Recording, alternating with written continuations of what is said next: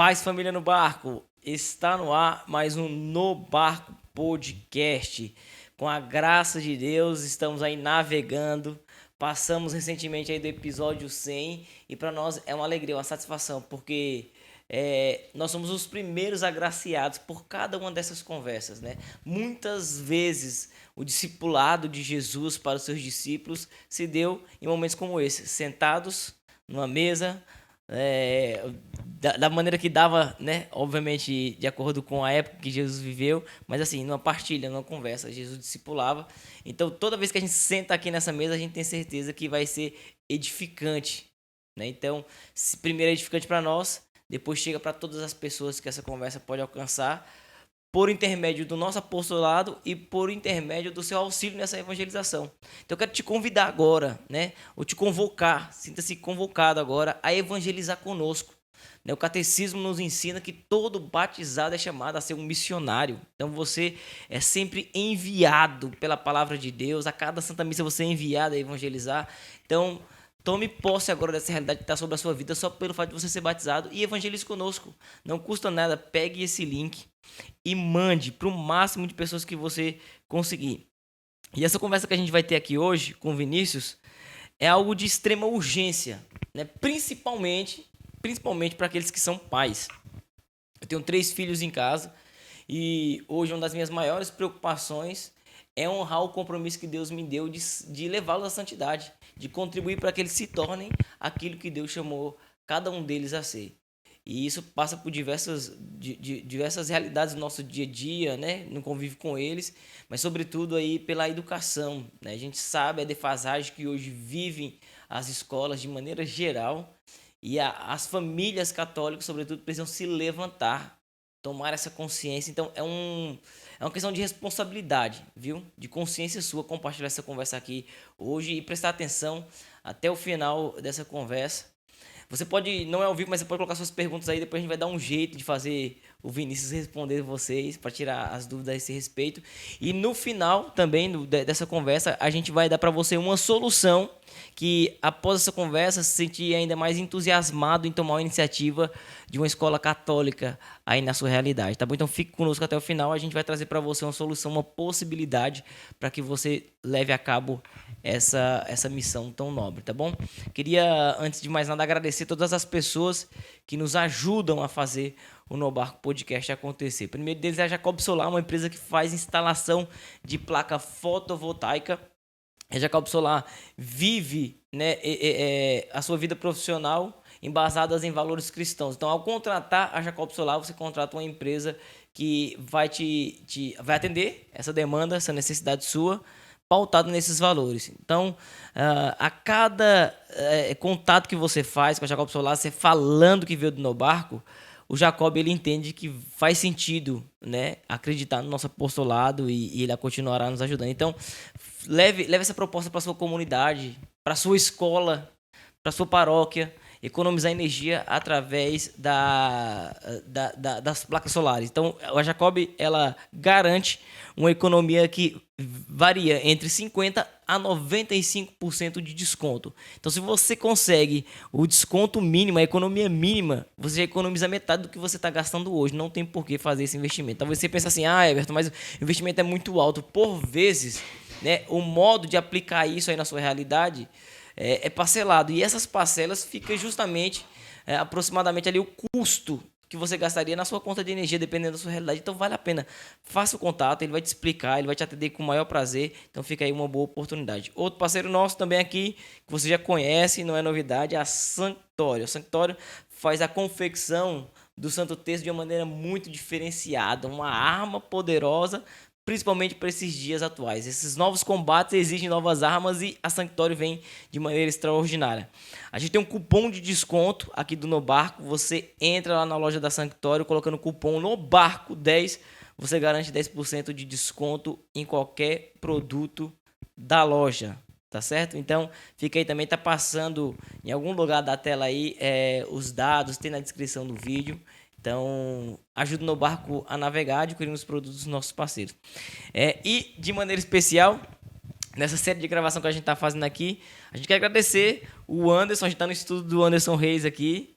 E, portanto, também o estúdio da editora Imaculada, né? O Anderson tá há anos no apostolado aí, ele sempre ressalta a importância de boas leituras na sua vida, né? Então, quem conhece o Anderson Reis, conhece o apostolado dele, vê a tanto de citação que ele traz em cada pregação, isso é fruto de uma vida de leitura, né? Então, uma vida intelectual por meio dos livros. E isso está disponível para você já filtrado, para que você não caia em cilada nenhuma lá na editora Imaculada. Todos os títulos que tem lá são de confiança, né? Passou pelo crivo aí do Anderson, você sabe como é que é. Não precisa correr esse risco de tentar comprar um livro para alimentar sua espiritualidade e cair numa cilada. Tem aí, estão disponíveis para você. A gente vai colocar o link aqui à disposição, vai ter QR Code aí na tela, tá bom? Então faça isso. Entre lá, dê uma olhada, vê o que tem de produto lá e faça essa aquisição aí, faça o bem para sua alma. Amém? Recado tá dado. Vinícius, muito obrigado, viu, aí pela disponibilidade, uma satisfação recebê-lo aqui. E glória a Deus, vamos naquilo que nos cabe ajudar as famílias a direcionarem os filhos para o céu, né, Vinícius? Muito obrigado também, vocês no Barco. Admiro muito o trabalho de vocês. Muito oportuno, né? Nós fazermos isso na internet. Nós, como católicos, temos que dar a cara, né, para falar daquilo que é a nossa igreja, né? E é muito louvável o que vocês fazem.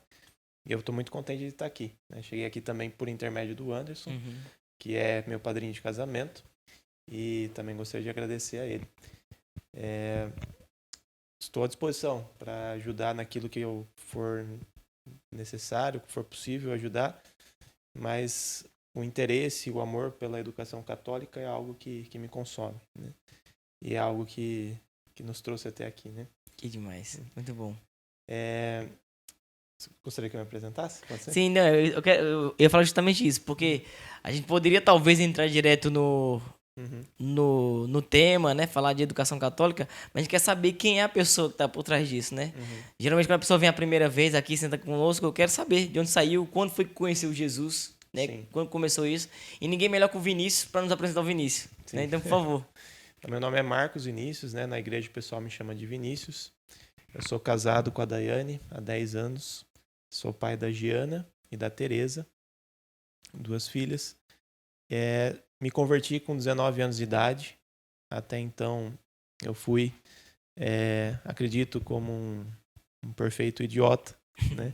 Que é aquela pessoa que faz tudo o que normalmente as pessoas fazem, né? Eu fui, sim, um universitário de Universidade Federal, por exemplo, né? E fiz tudo o que eles normalmente fazem. Olha só. Como hoje em dia, infelizmente, está essa situação das faculdades, né? Me converti bem no meio da faculdade, através de um retiro de carnaval. Olha só. Que a minha esposa me chamou para participar, né? Lá eu entendi o sentido da minha vida. E há um tempo atrás, antes desse retiro, uns 6 meses atrás, eu estava já num processo de depressão, de tristeza, justamente pelos pecados que eu cometia, né? Porque o salário do pecado é a morte, né? E Santo Agostinho também fala, né, que se a tristeza, se o pecado é motivo da tua tristeza, que a santidade seja motivo da sua alegria. Muito bom. E o pecado era o motivo da minha tristeza, né? E eu perguntava para Deus qual que é o sentido da minha vida. Mas você já se relacionava com ela? Ela te chamou pro retiro? Não. Não, ela me convidou como amiga. E depois do retiro que a gente começou um relacionamento, né?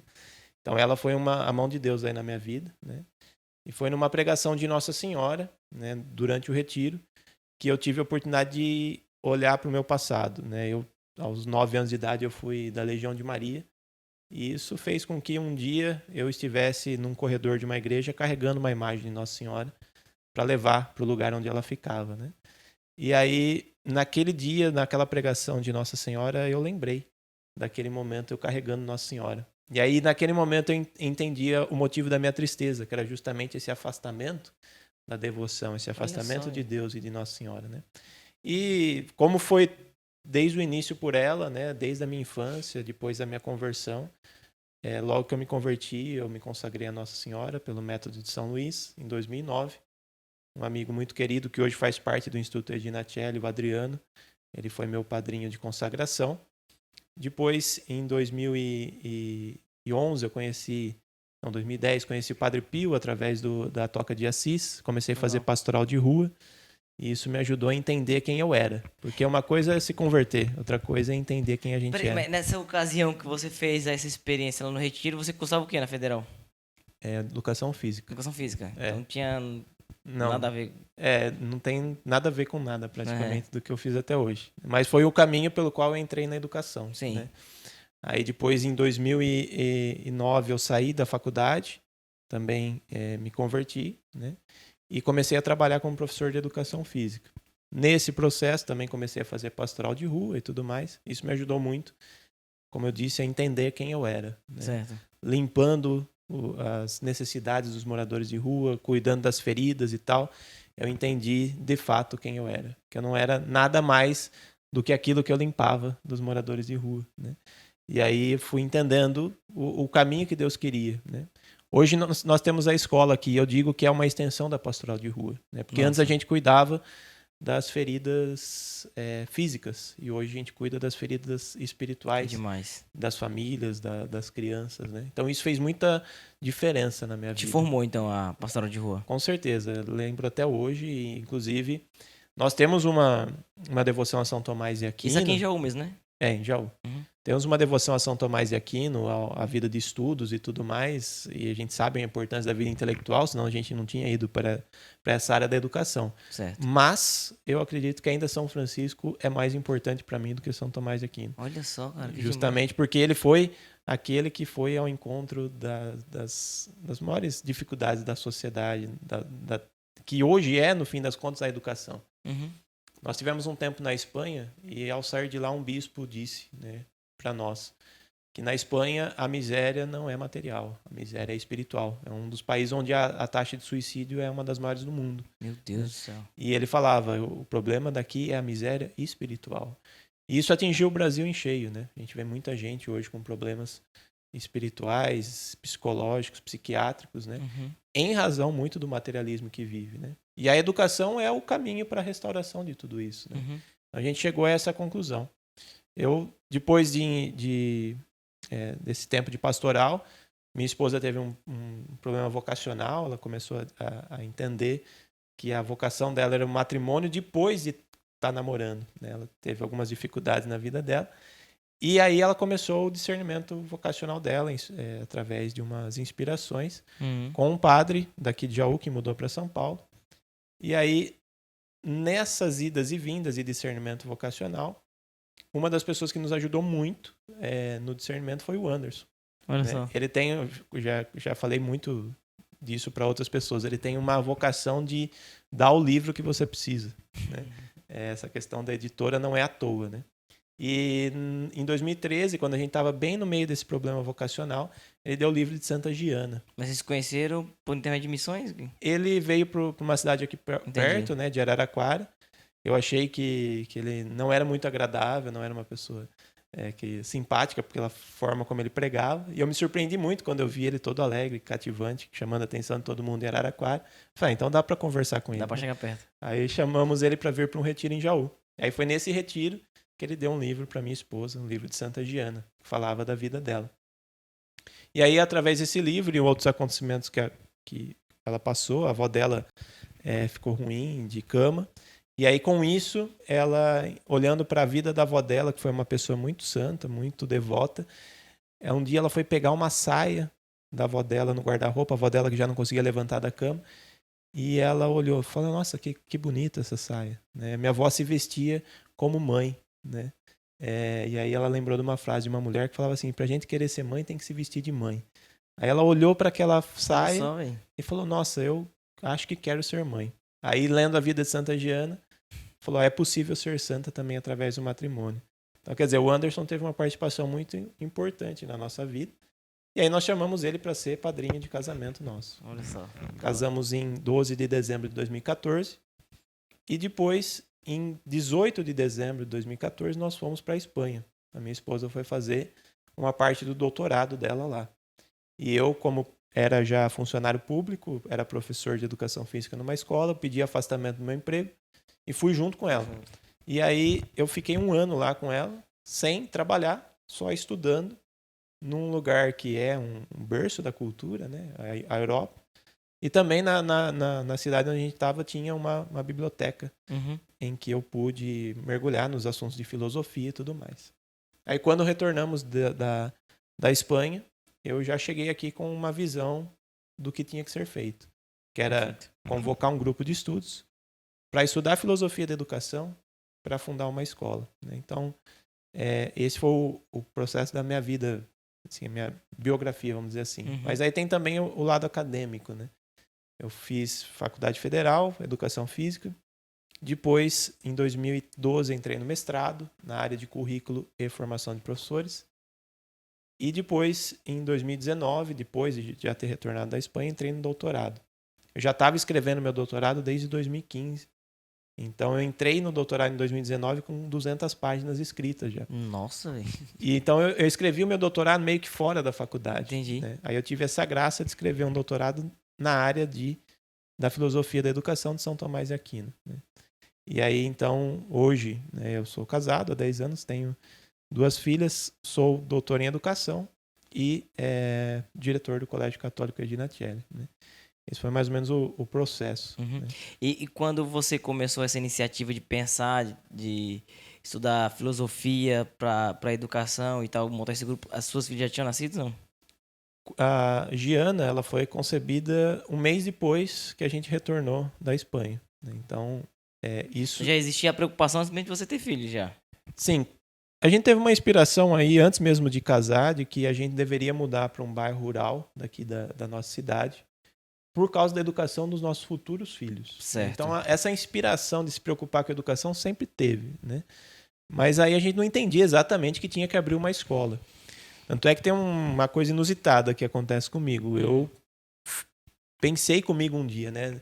Nem que for até o fim da minha vida, eu devo abrir uma escola. Tem hora que eu fico falando, nossa, será que vai acabar a minha vida? Porque agora a escola foi aberta, né? Mas aí foi tudo muito rápido, né? Foi logo depois de casar, depois da primeira filha. No primeiro dia de grupo de estudos, a minha filha tinha 3 meses de idade, eu levei ela no bebê conforto, enquanto estava dando aula de filosofia para os outros, ela estava ali pequenininha, sabendo que a escola, em primeiro lugar, seria para ela. Né? Então, essa motivação de fazer a escola para os nossos filhos é uma coisa que aconteceu por aqui. Sim. Né? E isso é o que tem movido muitos pais pelo Brasil também. É bem comum que os grupos onde mais está dando certo é onde quem está liderando são pessoas que têm filhos na idade escolar. Por quê? Porque é necessidade imediata, né? É o que Santa Gena disse, né? Se na luta pela nossa vocação a gente tivesse que morrer, esse seria o dia mais feliz da nossa vida. Certo. Então, pela nossa vocação, pelos nossos filhos, a gente está disposto até a morrer, a qualquer coisa. Então, abrir uma escola, tudo bem, o que precisa fazer para os meus filhos? Então, vamos fazer, né? Por mais que não seja fácil. Então, Vinícius, mas quando você começou a perceber a necessidade dessa movimentação para abrir uma escola, é porque você também percebia o déficit que existia. A gente também teve a graça de, além de estudar a filosofia da educação, estudar o problema da cultura da morte. Isso. As questões de aborto, gênero, eutanásia e tudo mais, né? Então a gente estudou 2 assuntos que aparentemente não tem muito a ver, filosofia, educação e cultura da morte, mas eles estão intrinsecamente ligados. Né? A solução para a cultura da morte é a educação. Né? Essa cultura de descarte das pessoas, de tratar as pessoas como números. Né? Hoje em dia, o problema da educação é justamente que as pessoas que estão liderando a educação têm uma visão de um abortista. Né? O que é a visão do abortista? É uma visão materialista, que aquilo que está no ventre das mulheres não tem alma, é só corpo. Né? Então, quem acredita que só tem corpo é um materialista. É um egoísta, né, que só está pensando em si. O que esse estorvo que está no útero vai causar? Então, se esse estorvo, que é o que as pessoas pensam, né, for causar danos, é melhor mandar embora. Como se manda embora um funcionário de uma empresa. Né? Então, assim, as pessoas, hoje, muitos pensam assim. Uma mentalidade secundarizada, empresarial, de descarte. E o problema é que essas mesmas pessoas, hoje em dia, estão liderando políticas, estabelecimentos de ensino e tudo mais. É alarmante. Não, agora você parava pra pensar que uma pessoa que pensa dessa forma, às vezes passa mais tempo com o seu filho do que você mesmo. Sim, exatamente. Então, eles estão doidos para um dia você pôr seu filho na escola deles. Por quê? Porque a escola deles funciona como funciona um confinamento de gado. Lá eles lidam por cabeça. Certo. Né? Quanto vale uma cabeça. É assim que pensa a maioria dos empresários que abrem uma escola, ou a maioria dos gestores políticos que estão à frente da educação. Se trabalha com números. E eu lembro que o Viktor Frankl, né, quando ele esteve em Auschwitz, né, ele falou que o que acontecia em Auschwitz? As pessoas que chegavam lá eram despidos de suas roupas e eram colocadas roupas onde tinha número na jaqueta, número na calça e às vezes até tatuava o número na pele. Porque lá em Auschwitz, quando chegava, mandava embora os objetos pessoais e as pessoas eram tratadas como número. Ou seja, é exatamente esse o problema da educação hoje. As pessoas são tratadas como número e não como pessoas. Né? Por isso que, por exemplo, na nossa escola, nós temos apenas 12 alunos por sala. Né? Inclusive, até simboliza um pouco do que Jesus fez. Né? Ele chamou 12, porque ele quis constituir uma família. Então, o dilema da educação hoje é um dilema entre uma visão empresarial da pessoa humana e uma visão familiar da pessoa humana. E a verdadeira educação católica é aquela que tem uma visão familiar, que trata as pessoas pelo que elas são, não pelo que elas valem. Né? E isso a gente teve a oportunidade de entender estudando a cultura da morte, estudando todos esses aspectos históricos, sociológicos, filosóficos em torno da educação. A educação hoje em dia não é só um problema de material didático, não é só um problema de ideologias dentro do currículo. Não é só isso. Isso daí, na verdade, é só a ponta do iceberg. Certo. O problema da educação é um problema filosófico. Ô, Vinícius, uma coisa que eu queria saber. Muitas vezes o professor que está ali na ponta da coisa, ensinando esse tipo de coisa e tratando os nossos filhos assim, nem a cabeça pensando por trás disso tudo. Você acredita que hoje existe uma instituição, um órgão, uma pessoa que pensa isso, e isso acaba chegando para os professores, ainda que eles não saibam, dessa cabeça pensante intencional para deturpar a educação nesse sentido? Existe um órgão, existe uma instituição, ou não dá para afirmar isso? Existem pessoas interessadas em alterar a sociedade, a estrutura da sociedade, em tornar a sociedade cada vez mais secundarizada. Isso significa o quê? Uma visão empresarial. Essas são as elites internacionais, fundações globais, tudo mais. Existe também o marxismo cultural, que entrou dentro das universidades, que formam os nossos professores. Mas hoje isso está tão dentro da nossa cultura que eu diria que assim é muito raro o professor que entende que ele está sendo manipulado. Ele não sabe, né? Não, ele não sabe. O professor não faz ideia que ele está agindo. Então ele é refém das fundações internacionais, da formação marxista que ele teve, mas em especial da cultura que a família dele passou para ele. Né? Uma cultura que eu diria que é a cultura das pessoas que pensam que não tem alma. Elas vivem como se elas não tivessem alma. Esses dias eu estava conversando com a minha filha, fiz até uma brincadeira com ela, né? Qual que é a diferença de um gato que estava ali passando para as pessoas que a gente estava convivendo ali, né? A diferença é que o gato está certo. O gato, ele não tem alma, ele vive como se ele não tem alma. E as pessoas têm alma e elas estão vivendo como se não tivessem alma. Então o gato está certo, elas estão erradas. Né? Por quê? Porque elas têm alma. E hoje, o professor, assim como o pai de família e quase todas as pessoas, às vezes com muitos católicos, estão vivendo como se não tivessem alma. E a alma é aquilo que há de imaterial em nós. A alma não é corpo. Né? A alma foi infundida por Deus no momento da concepção. E ela é, por isso, imortal e eterna. E é por isso que um casal que casa, né, que vive o matrimônio, ele deve dar almas para Deus. E não é só gerar corpos, é dar almas para Deus. Então, à medida que a concepção, a infusão da alma, aquela alma lhe é entregue para que você eduque e conduza ao céu. E isso se faz através da educação. E eu diria que hoje em dia, quase nenhum professor entendeu isso. Que as pessoas têm alma. Que no fundo da alma delas habita Deus. Agora, Vinícius, você usa o termo educação católica. Então, educação verdadeiramente, na essência do que é educação, é só se for católica? Porque, assim, às vezes a pessoa alguém está nos ouvindo aqui não é católico, queria uma boa educação para os seus filhos. Às vezes não professa a mesma fé que a gente. E pode ser que para ele soe soberbo da nossa parte, falar que educação boa é educação católica, né? Para nos ajudar a entender, então. Existem, diria, 3 níveis de educação. Nível 1, 2 e 3. Certo. O 1 é aonde não há ideologia e se ensina alguma coisa. Porque hoje em dia a maioria das escolas é nível 0. Só se treina para o vestibular. Isso é adestramento na educação. Entendi. Né? Então, se a gente quiser um nível 1, é onde tem uma boa cultura, erudição, alguma virtude. Né? O nível 2 é onde já se tem um alto nível de virtude e também um alto nível intelectual. Isso já é uma educação muito boa. Uma educação que hoje em dia não existe. Em nenhum lugar, praticamente. Uhum. Existiu, por exemplo, na Grécia Antiga. Né? Na educação de Aristóteles foi assim. Né? Mas a educação de nível 3 é a educação em que, além do nível da alto nível intelectual, do alto nível moral de virtudes, também tem o alto nível espiritual. Certo. Então são 3 pilares da educação católica. Né? Por isso que o Papa Pio XI, na encíclica Divini Illius Magistra, ele diz que depois que nosso Senhor Jesus Cristo se encarnou e fundou a igreja, não existe educação mais excelente do que a educação católica.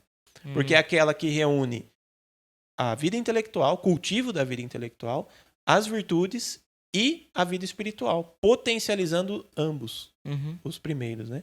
Então, a vida espiritual, os sacramentos, a devoção à Virgem Maria, torna a criança mais virtuosa e mais inteligente do que o normal. Então, porque assim, eu lembro do meu tempo de escola, né? Estudei em escola pública a vida toda. E ainda, o que eles tinham como objetivo não faziam bem feito. Porque assim, a gente entra na escola falando, você tem que estudar para ser alguém na vida. Mas esse alguém na vida é sempre você conseguir o seu espaço no mercado de trabalho. Então parece assim, o que é passado pra gente assim pela boca dos professores. Vocês estão aqui para ser preparados para o mercado de trabalho. Né? E às vezes nem isso que eles almejam fazer e conseguem fazer direito, porque a gente sai da escola sem estar preparado para trabalhar. Esse é o nível do adestramento. Né? O que é o adestramento? É você dar para a vaca, para o cavalo, para o cachorro, alguma coisa em troca e ele responde bem. Né? Então você fala para a pessoa, você vai conseguir uma profissão, você vai ganhar dinheiro. Certo. Então ele responde bem as questões da prova. Né? Então ele se torna não um aluno, ele se torna um fazedor de prova.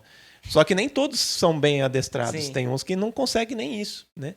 Mas olha que coisa ridícula, a gente está falando de adestramento de seres humanos. Né? Exatamente. Então, só educar para o mercado de trabalho é um adestramento. Isso é muito feio. Né? Se a gente fosse falar isso há 70 anos atrás, qualquer pessoa que nem era católico ia achar estranho. Falou, mas caramba, vocês estão só ensinando as crianças a passar uma prova? Vocês não estão ensinando latim, francês, álgebra, geometria, essas coisas que a gente sempre aprendeu? Canto, música? Não tem mais isso na escola? Todo mundo acha muito estranho. E realmente hoje tirou tudo isso. Tirou, porque o que importa é ir bem em português e matemática para passar no Enem, para ir para a faculdade, e acha que lá tem alguma coisa de bom ainda. Sim. Eu estive, como eu falei, em mestrado, doutorado, convivi muito dentro do ambiente universitário, e eu tenho vergonha de falar disso. Eu tenho certeza que aquilo que eu aprendi na faculdade não é nada praticamente do que eu aprendi fora da faculdade. O meu doutorado, eu escrevi ele totalmente fora da faculdade. Eu não aprendi nada do que está na minha tese de doutorado dentro da faculdade. Dentro da faculdade, não é interessante ficar falando o que eu aprendi lá. Porque é feio, tem coisas feias que eu aprendi lá. Né? Então teve que ser na raça mesmo. Na verdade, eu tive uma graça de poder fazer o doutorado sem a ajuda nem mesmo do orientador. E aí eu pude estudar São Tomás de Aquino, estudar Santo Agostinho, mas isso seria um outro programa. Mas só que assim, é importante também a gente parar e pensar que o ser humano tem como virtude ali primária a santidade. Se eu estabeleço uma educação que desenvolva, né, essa realidade primária na essência humana, de torná-lo santo, automaticamente ele vai ser também um bom profissional. Com certeza. Você vai contratar para sua empresa, você prefere um cara que seja um cara repleto de virtudes ou um cara que dominou, por exemplo, as técnicas daquela... Entendeu? É um nível muito baixo. Se a gente for estudar as potências da alma que a gente usa em determinados níveis de educação, por exemplo, a potência da alma que a gente usa para poder passar no vestibular é só a memória. Olha só. A memória é uma potência que nós temos em comum com o cachorro. Né? Isso não é o ideal do ser humano. Né? Demais. Então, o que a gente deve estudar na educação? Trabalhar, né? A inteligência, que é a abstração, a separação da matéria e da forma. A inteligência quer dizer algo totalmente imaterial. Aquilo que eu medito é diferente daquilo que eu estudo. O que eu estudo são o que está no livro. Mas o que eu medito é a ideia que tem ali naquele livro, que é muito mais profundo. E a ideia não tem materialidade alguma.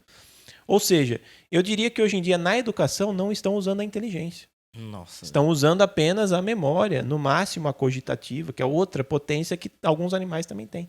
Então, assim, é muito baixo. Mas quem que está percebendo isso hoje em dia? Praticamente ninguém. Ninguém, cara. Porque os professores perguntam para o professor quais são as potências da alma do ser humano. Ele não faz ideia do que significa isso.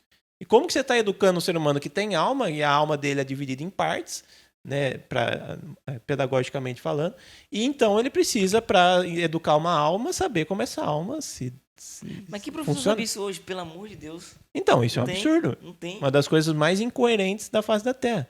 Só que a educação de 70 anos para cá tá assim. Nos anos 40, os estudantes brasileiros, eles eram chamados para ir para a Europa para declamar poesias em francês e em latim. Quer dizer, os estudantes brasileiros de ensino médio, 17, 18 anos, eram convocados para ir para a Europa para falar de francês e latim. E hoje em dia, como que está?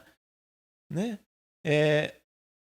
Hoje, na nossa escola, a gente já encontra, por exemplo, crianças com 12, 13 anos de idade que leem a literatura em inglês. Eles não... por exemplo, tem um livro que chama A Princesa e o Goblin, do George MacDonald. O segundo volume dele é A Princesa e o Curd. Só que A Princesa e o Curd não tem em português. Aí as meninas terminaram de ler A Princesa e o Goblin e elas falaram, a gente pode ler A Princesa e o Curd? Eu falei, sim, mas só está em inglês. Eu falei, não tem problema. Olha só. E leram um livro de 200 páginas em inglês. Uma criança de 13 anos de idade. Né? Então, será que essa criança, né, voltando na pergunta, ela vai ser uma boa profissional? As pessoas pedem inglês. Será que essa criança vai passar no vestibular em inglês? Não dá nem para comparar. É bom que nem comparar. É até constrangedor ficar comparando, né? E essas meninas conseguem isso por quê? É porque elas estudam muito inglês? Que elas treinam bastante? Não. É porque elas vivem a pureza. É porque, pelo que eu imagino, pelo que eu vejo, elas nunca cometeram um pecado mortal. É porque elas se confessam. É porque elas amam Jesus na Eucaristia. É porque elas comungam já há bastante tempo. É porque elas querem ser santas. Que demais, Vinícius. Então a inteligência delas vai ficando purificada. E com isso, qualquer coisa que elas aprendem com muito mais facilidade. Absolve, né? Então, por isso que a educação católica é evidente que é melhor. Porque ela trabalha com todas as potências da alma em grau máximo. Por causa da influência do sobrenatural. E diante disso, foi que eu renunciei tudo. Eu não quero saber de vida acadêmica. Poderia estar ganhando 20 mil numa faculdade hoje. Eu não quero saber, eu era funcionário público, eu não quero saber de estabilidade pública. Eu quero doar minha vida por isso. Então eu costumo dizer que hoje eu entendi o que eu tenho que fazer até o fim da vida. E isso é uma grande graça. Vinícius, não sei se você até falou que é um negócio que você não se sentia muito confortável para falar, mas eu acho importante, eu vou estimular aqui, aí você fala como você achar melhor. Porque esse entendimento de propósito, a partir do momento que você conhece Jesus, você começa a caminhar, né, numa vida espiritual ali, muita gente fala assim, eu preciso agora então, de alguma forma, formar o meu gueto aqui, né? Não com essa palavra, assim, vou morar numa comunidade, vou me fechar. Você falava aqui para nós em off que você até tomou essa iniciativa, né? Sempre acabou das intenções ali para tentar viver em pessoas que queriam e pensavam a mesma coisa que você. Mas você, de repente, percebeu que não era assim e que o objetivo principal seu como um pai de família, como alguém que era casado, era cuidar da sua casa, cuidar da sua família. Eu queria que você partilhasse um pouquinho isso aqui pra gente, antes de entrar nos termos práticos de iniciar uma escola. Sim. Eu fui fundador de uma comunidade que perdurou de 2011 até 2014, né? Antes da gente ir para a Espanha, né? Depois que a gente voltou, ela já não deu mais certo, né? A comunidade se chamava Santo Sacrifício da Cruz, né? E eu era fundador e pregava para as pessoas como elas tinham que viver, né? E eu não tinha entendido, na verdade, o que é a vocação do matrimônio, né? Então eu digo que a pessoa que casa e que ainda não tem filhos, ela não entendeu muita coisa. A hora que chega o filho, a gente começa a entender melhor o que é o matrimônio, porque a gente entende a noção de sacrifício com muito mais profundidade, né? Então, eu, como era solteiro, queria determinar a vida das pessoas. Eu ficava muito preocupado com os outros e tudo mais, né? E quando a gente retornou da Espanha e teve a primeira filha e tudo mais, a gente foi entendendo que a nossa preocupação, em primeiro lugar, é com a nossa vocação. A própria Santa Giana diz, né, que a nossa vocação é maior que a nossa vida. E o Beato Zé Lamano fala que se a gente escolher errado a nossa vocação, a gente não vai conseguir ser santo, porque as graças suficientes para a nossa santificação estão na nossa vocação. Então, se você quer ser santo, você tem que viver ao máximo na completude a sua vocação. Né? E nós fomos entendendo isso principalmente com a vinda da nossa filha. Né? Então, não é que eu renunciei ao carisma de fundador ou à comunidade. Eu entendi que era algo mais simples e mais profundo. Que a gente, enquanto comunidade, a gente tinha que se preocupar com os nossos filhos, com as nossas famílias, em primeiro lugar. E esse é o grande dilema de muitos católicos hoje. Né? Inclusive, muita gente que está no apostolado, na vida da correria de paróquia e tudo mais, às vezes acaba esquecendo dos filhos. É um risco, hein, cara? Na verdade, é o maior risco, né? A gente vai ser cobrado por isso. Porque, assim, uma coisa é você se desatentar dos cuidados com seus filhos para, sei lá, para viver acompanhando um time de futebol. Sim. Ou num boteco por aí. Só que quando isso é legitimado por uma obra de Deus, você fala assim, não, aqui não é beleza, eu tô fazendo uma coisa para Deus, né? Eu tô ausente da minha casa, da educação dos meus filhos, mas é por uma coisa boa. Sim, sim. A Kimberly Han, num livro chamado Amor que dá vida, acho que é o nome do livro, ela fala que quando as crianças erguem os braços assim pra gente pegar ela, né? Você que é pai entende bem isso, né? Ela fala, são pequenos bracinhos que me chamam para grandes batalhas. Eu acho muito bonito isso. Demais. E é isso. A nossa preocupação de família tem que ser a preocupação com os nossos filhos. Óbvio que a esposa está em primeiro lugar. Né? Isso é a doutrina da igreja, que a gente tem que se preocupar com a esposa.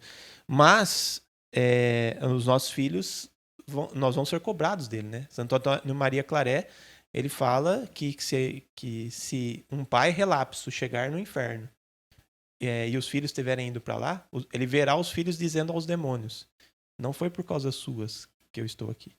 Não é por causa sua que eu estou aqui, demônio. É por causa deles. Isso é louco, pesado, hein? É demais. Quer dizer, se o pai relapso, né? Aquele que não se importou em educar os filhos na virtude, né? Isso é um grande peso, uma muita responsabilidade. E diante disso, eu deixei a comunidade. Para quê? Para fazer uma comunidade de verdade. Em que sentido? Em que cada um ali do colégio, de todo mundo que trabalha, cada um ajuda ali naquilo que pode. Certo. Em primeiro lugar, ele cuida da família dele. Se um dia o instituto estiver atrapalhando a família dele, que ele renuncie ao instituto. Mas cuide da família dele. Aí ele dá um bracinho para o instituto. E aí, de bracinho em bracinho, o instituto é feito. Mas é feito por pessoas coerentes, por pessoas sérias, por pessoas com a cabeça normal. Não com a cabeça maluca, como tem muitos hoje em dia achando que vai salvar o mundo e perde a família. Né? Santa Madre Teresa de Calcutá, né? Você quer mudar o mundo, vai para casa e ama a sua família. Né? Então, é isso que precisa ser feito. É esse o espírito do Instituto. Então, na verdade, é uma coisa muito simples. Por amor às nossas famílias, a gente criou a escola. Mas a gente não criou a escola e depois amou nossas famílias. É o contrário. Por amor às famílias. E aí cada um ajuda naquilo que pode. Como que eu vou exigir de uma professora que tem 4 filhos que ela participe de tantas formações e que fique não sei quantas horas de adoração por dia? Não dá. É outra realidade. Não, é outra. A adoração dela é lá no bercinho que ela tá. Né? O altar dela é aquele nenê que tá lá do lado dela, né? Naquela madrugada. Então a gente alivia um pouco para as famílias e assim todo mundo trabalha em paz e em família. Né? Então a nossa escola é o lugar em que as pessoas não vão para o trabalho. Elas vão para a extensão da família delas. E ali é muito confortável. Por exemplo, das características interessantes é que as professoras que têm bebês de 0 a 3 anos, elas levam as crianças. Certo. E lá tem pessoas para cuidar dessas crianças, lá dentro. Então, se tem uma mãe amamentando, ela para a aula, vai amamentar. Enquanto isso, a professora do berçário ajuda na sala dela. E depois ela volta. E o bebê dela está ali do lado. Então, e essa foi a característica principal do colégio. Por quê? Porque é assim que se combate a cultura da morte. A cultura da morte é a cultura da empresa. A cultura católica é a cultura da família. Então, se nós queremos uma escola verdadeiramente católica, nós temos que ter um ambiente familiar. Cristo fez isso. Quem somos nós para fazer diferente, né? E a gente conversava com antes em um outro episódio aqui, e ele ressaltava, né, essa questão do último combate ser contra as famílias, né? Então, para nós, enquanto católicos, nos precavermos, né, pelo cuidado que devemos ter, o zelo pela nossa família, e à medida que isso, né, passa pela educação dos nossos filhos, aí vem a importância de uma escola católica, certo? Então, a gente precisa combater nessa frente. Todavia, né, graças a Deus, aqui em Jaú tem essa opção, mas isso não é a realidade da maioria dos lugares, né, Vinícius? Sim. Inclusive, escolas que se confessam católicas, mas que não tem, por vezes, essa consciência, né? Aí, então, aí que eu parei e penso aqui, eu meditando assim, né? Você falando e eu pensando. Tá, mas o Vinícius, a esposa, já era da área acadêmica, eles estudaram, fizeram pós-graduação, fizeram doutorado e tudo mais. Então, eles estavam devidamente gabaritados para iniciar uma escola. Então, o que eu penso? Quem for tomar uma iniciativa como essa deve ter o mesmo nível curricular. Não dá. Não precisa, na verdade, né? Nós acabamos de ter a notícia da abertura de um colégio, da aprovação de um colégio junto à diretoria de ensino, aqui na nossa cidade, aqui vizinho da nossa cidade, Santa Cruz do Rio Pardo. E a pessoa que conduziu o projeto é uma médica. Ela, inclusive, até deixou de lado a medicina. Ela está fazendo pedagogia e vai se tornar diretora da escola. E ela fez tudo certinho. E o colégio dela foi aberto a partir do encontro que ela teve com a gente em janeiro de 2023. Então, de janeiro de 2023 até agora, deu um ano e meio. É recente. Então, a partir das nossas orientações, ela conseguiu abrir um colégio lá na escola, na cidade dela, que inclusive é muito parecido, até o uniforme é parecido com o nosso nas características, nos princípios e tudo mais, né? Então, o que aconteceu? Quando nós abrimos aqui, nós abrimos no meio da pandemia. Nossa escola foi aprovada dia 27 de novembro de 2020, que é dia de Nossa Senhora das Graças. E aí começou no meio da pandemia a escola fechada, não podia dar aula presencial. Aí falaram dessa balela de dar aula online que ninguém acreditava isso ser possível. E aí, em abril de 2021 começou as aulas presenciais, né? Nós tínhamos, no caso, 11 professores, 11 funcionários e 46 alunos no primeiro ano. No segundo ano passou para 82 alunos, 2022. Foi aí que o Anderson veio, no final do ano de 2022. Em 2023, 127 alunos e agora nós estamos com mais de 200 alunos. Nossa, um crescimento muito rápido. Hoje nós temos gente proveniente de 27 cidades diferentes que mudaram para cá. Mais de 50% do colégio não é de Jaú. É de outras cidades, né? Olha só, a gente consegue ver o quão é alarmante, né? Porque as pessoas fazem esse esforço. Não é fácil para um pai de família deixar a sua realidade, sua família, tudo se deslocar para uma cidade do interior. Né? Por exemplo, o Anderson, mais de 400 quilômetros do lugar, do ambiente que ele estava acostumado. E se ele faz isso é porque a consciência dele diz para ele o quão sério é isso, né, Vinícius? A gente costuma dizer que para os pais de Jaú, eles olham para os pais de fora e falam, nossa, eles têm coragem. Aí você pergunta para os pais de fora, eles falam, não, é que a gente está desesperado, né? Então, é uma coragem, mas que brotou primeiramente do desespero, né, diante da situação. É tipo assim, você tem coragem de ir para Jaú por conta de uma escola? Você tem coragem de ficar aí mesmo sem ter uma escola? Então, essa é a questão. Quem tem mais coragem nessa história Eles têm um alto nível de consciência da educação, então, da situação da educação, da importância da educação para os filhos deles, então eles falam...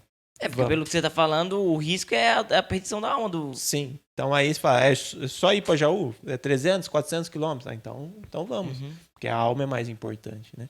Então aqui a gente acabou reunindo pessoas muito conscientes do que é a alma, do que é a educação, do que são os sacramentos, do que é a importância da literatura, da educação clássica e tudo mais.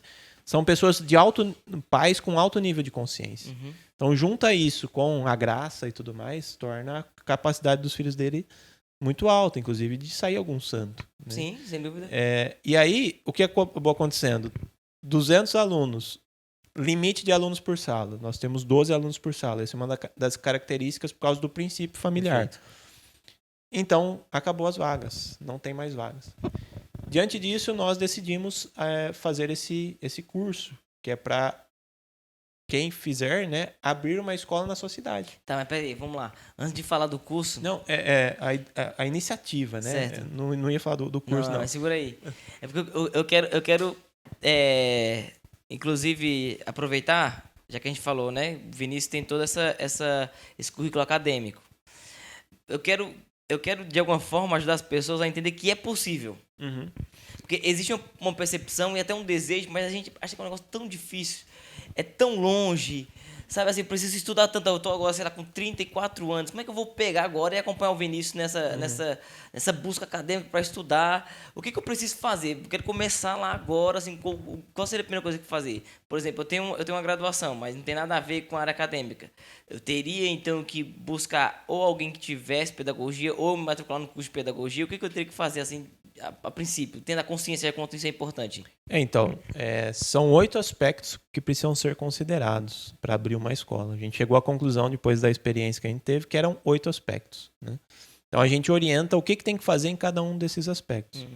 Mas eu lembro de São Francisco, né? Comece fazendo o necessário, depois o possível. E quando você perceber, você estará fazendo o impossível. Né? Certo. Então, o necessário, para quem tem esse chamado, se sente inspirado a abrir um colégio, independente se você tem dinheiro, se você tem formação, Isso se você à tona. Dinheiro e formação. Sim, é normalmente o que as pessoas pensam já na questão da possibilidade, né? Mas o São Francisco não falou para fazer o que é possível, ele falou para fazer o que é necessário primeiro. Então, o necessário é reunir um grupo de pessoas sérias, né? Isso dá para fazer, né? E começar a estudar.